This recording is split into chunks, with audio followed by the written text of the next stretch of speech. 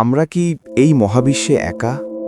এত বিশাল একটা শূন্যস্থানে শুধু পৃথিবীতেই প্রাণ আছে, এটা মেনে নেওয়া কঠিন।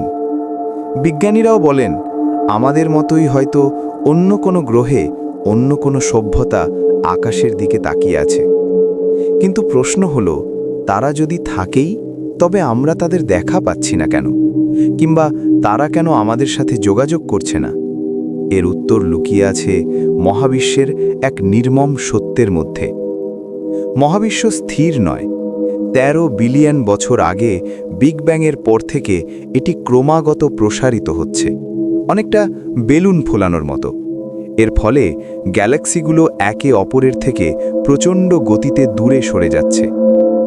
মহাবিশ্বের সবচেয়ে দ্রুতগামী জিনিস হল আলো, কিন্তু মহাবিশ্বের প্রসারণের গতি এতই বেশি যে আলোর গতিও সেখানে হার মেনে যায়। আপনি যদি আলোর গতিতেও ছোটেন, তবুও মহাবিশ্বের শেষ প্রান্তে পৌঁছতে পারবেন না।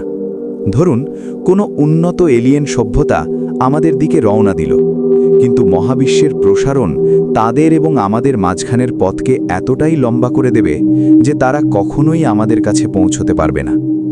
মহাবিশ্ব যেন আমাদের জন্য এক বিশাল কারাগার তৈরি করেছে। আমরা সবাই নিজ নিজ নক্ষত্রের সীমানায় বন্দী।